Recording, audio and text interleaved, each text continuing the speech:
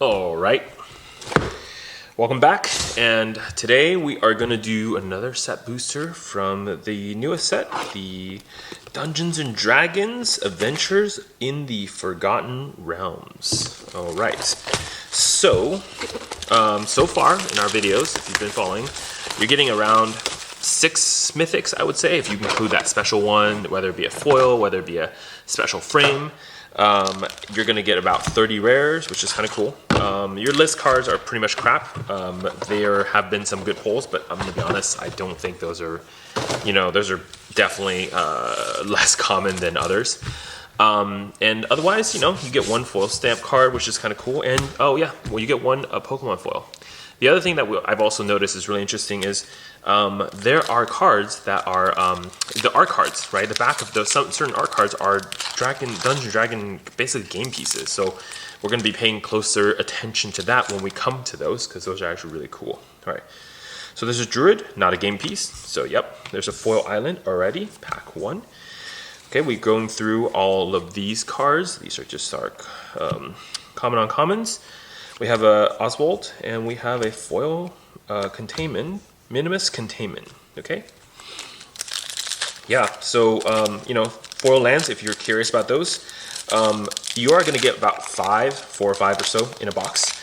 The other cool part is, from what I can tell at least, these lands have a flavor text, which is just great. Also, they are new art, so if you like that too for your lands, you wanna deck out your deck with newer lands, cool looking things, highly recommend it. Yep.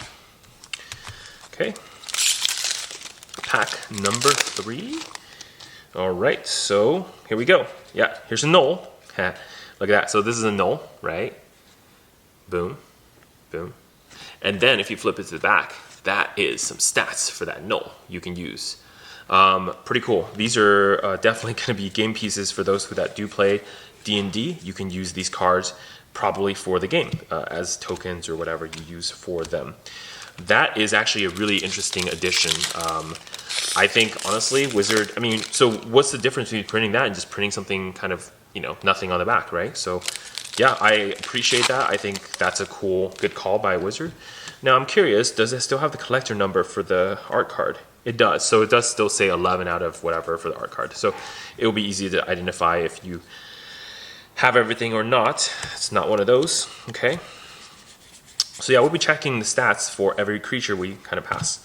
All right, Dungeon Descent. Okay, here's our Pokemon rare, which is a Underdark Basilisk.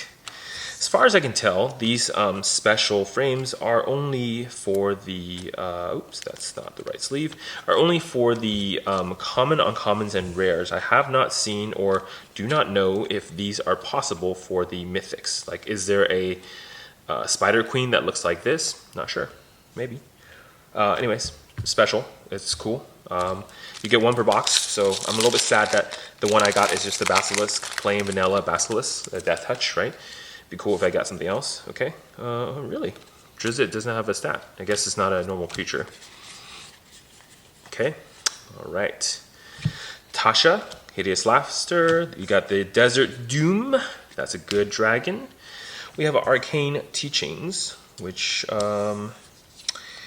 yeah, it's a card. It's not great. Yeah, I have a lot of things to say about the list, but maybe I'll save that for another video, really talk about what Wizard's doing there. I don't appreciate how they're marketing the list and what the list actually is. Okay. All right, so moving on, we have Skeletal Swarming. We have You Heard Something on the Watch. Okay. And for those that kind of missed this too, another really cool, interesting, I like it. I think some people don't like it as much. I think it fits really well for D&D. I just don't know if they're going to do it further. But for cards like this, right, they have the flavor text. Ooh, foil is always good, a little bit tricky for the camera. The flavor text is on the card, see? So you can kind of like role play a little bit as you go, make your choices. This is definitely one of those. Yes, it's a flump. And you have some stats for this card. So it's really cool that their art cards are useful game pieces. I'm assuming for D&D players to play that game. Okay, Asmodeus Archfiend is our rare, and that'll be it for that pack.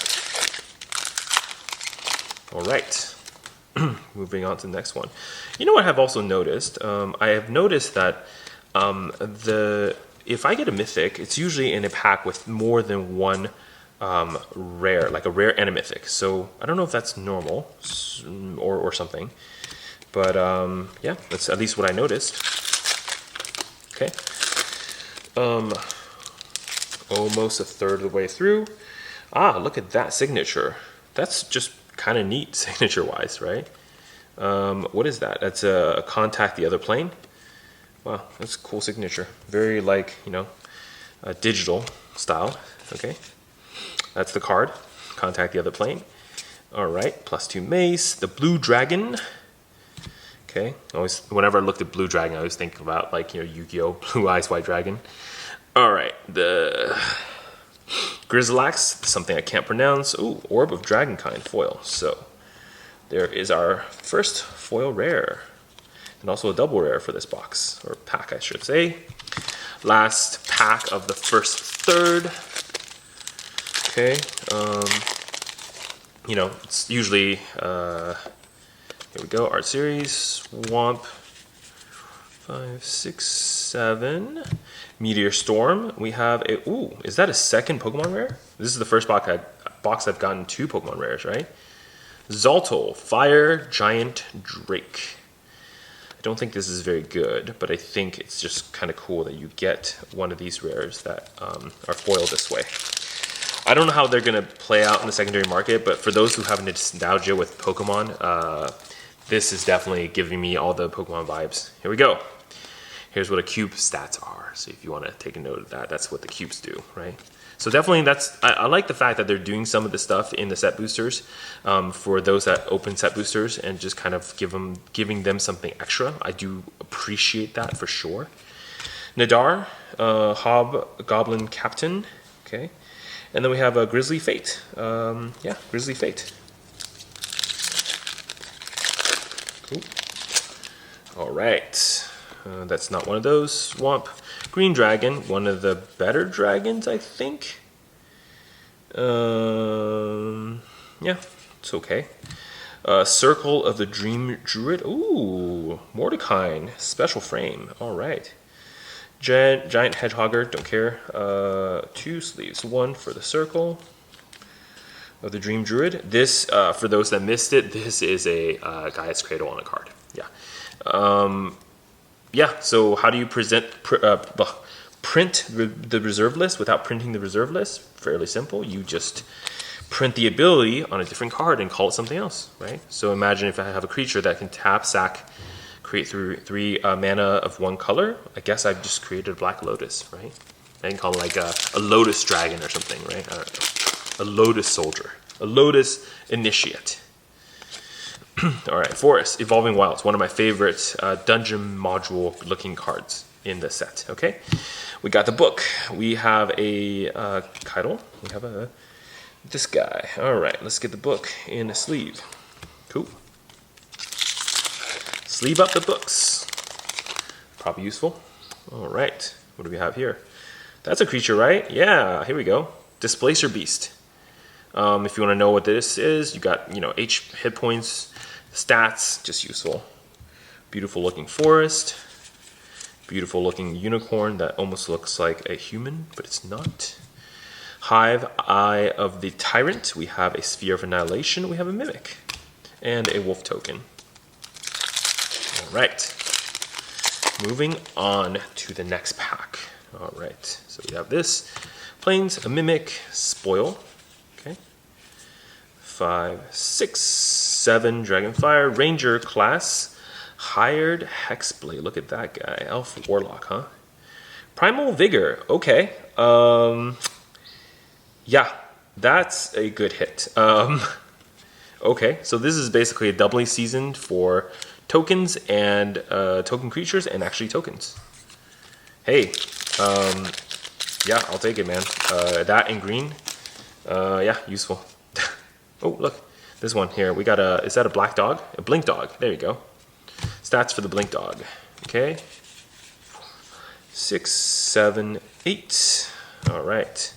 True Polymorph. We have, ooh, hold on. hold up, is that a mythic foil white dragon? I guess this guy creates a sword of some sort, right? When he dies, create Frost Hung, a legendary white equipment creature. Ah, here we go. Look at that.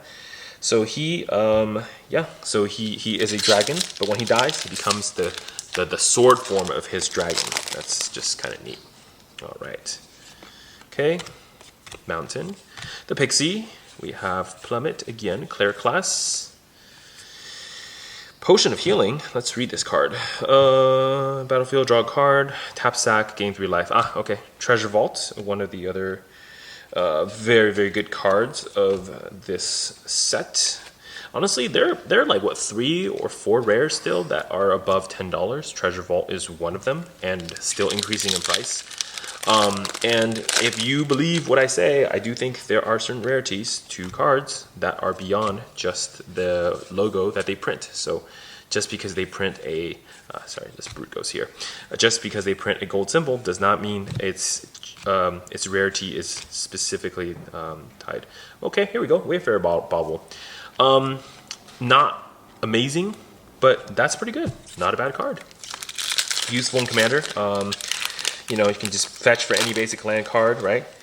Put it in there. It's a fetch in any color, so it's nice. All right, Bullet. I don't know what that is or how to say it, but it's a monstrosity, and you can basically play with this card now. Full swap. We have Hasmar. Okay. All right, so Evolving Wilds, which is nice because just for those people who missed it here too, this is the new Evolving Wilds land art. So they did get new refreshed artwork. Okay, so do we have 3 Pokemon rares in this box? This is kind of crazy. Okay, first off, we have a Zorn. This is just a special case frame rare, but we have a cube in a Pokemon rare. That's just neat. I don't know, man. Like, I really like these. I know a lot of people probably just laughing it up real quick right now. Don't really care, right? And the other cool thing I'm starting to notice too, because this is a black card, the background is a little bit black. Whereas if you look at this red card, the background is red. See that? It's kind of neat. Cool stuff. And oh, look at this one, right? So gold card, background's gold. So yeah, I mean, it's right on, man. Like, I think Wizards doing the right things. Island. Okay, skeletons, a bunch of stuff. Bum. Okay, Claire class, Mind Flayer. We have a Loathsome Troll and a Treasure. Okay, last third of the box. What will we get? All right, Art Forest. Djinn Windseer. Okay. Warlock. I love the old Warlock class, man. So cool. Lair of the Hydra. Half Elf Monk. Hey, that's cool. So you're a half elf monk? Because he's a human elf. Look at this. Look at the flavor on this, man. He's a half elf, right? So he's both human and elf. That's cool. I like that. It's very Dungeons, Dragons. And honestly, even if you don't play D&D, I mean, you play anything. Like, you played, you know, Diablo. You play any of the RPGs. So much of that was based on D&D. So, you know, it's all been drawn from the same source. So that's just something to think about.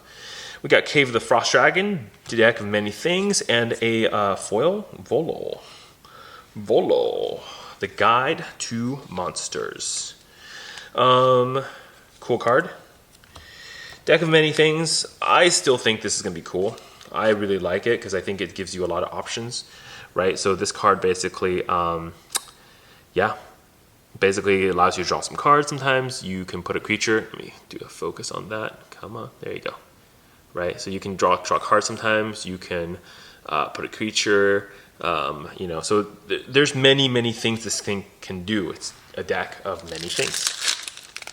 All right. Ooh, the cube. Oh, but it's not the cube. Okay, Cloistered Gargoyle. So I guess the first special frame is never going to be the rare. So you get a common or uncommon special frame.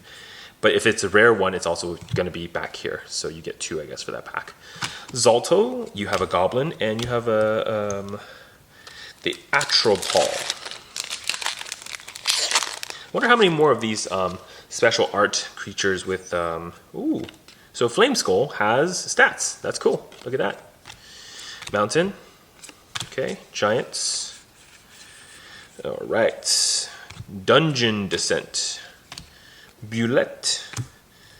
That's it.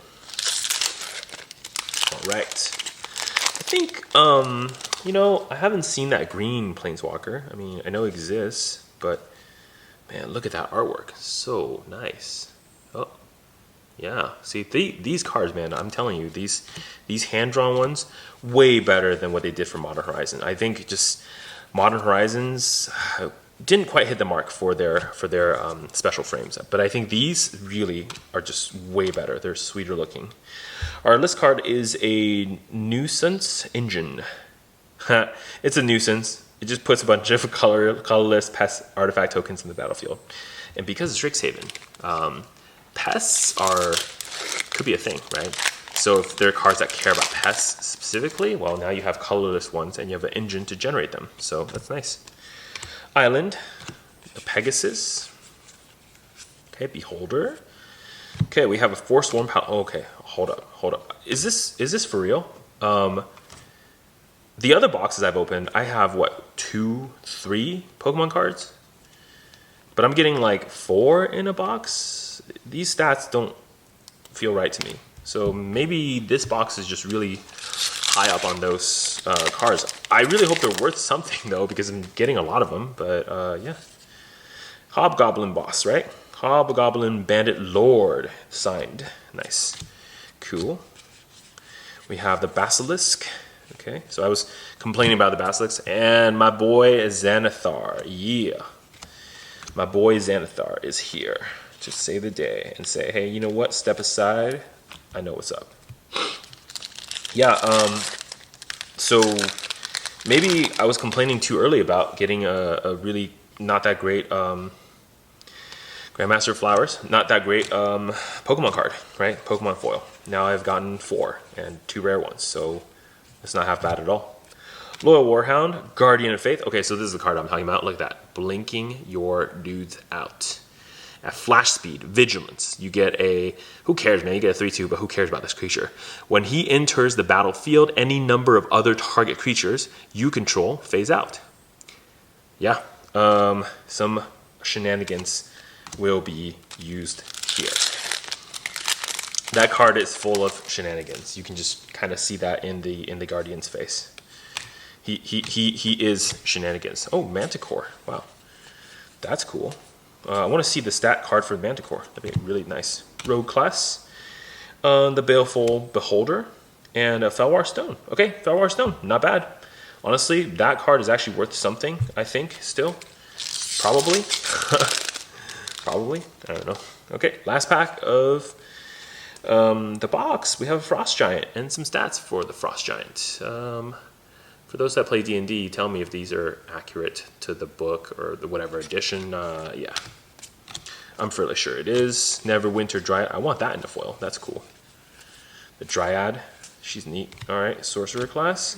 Air Cold Elemental. And the last card is going to be a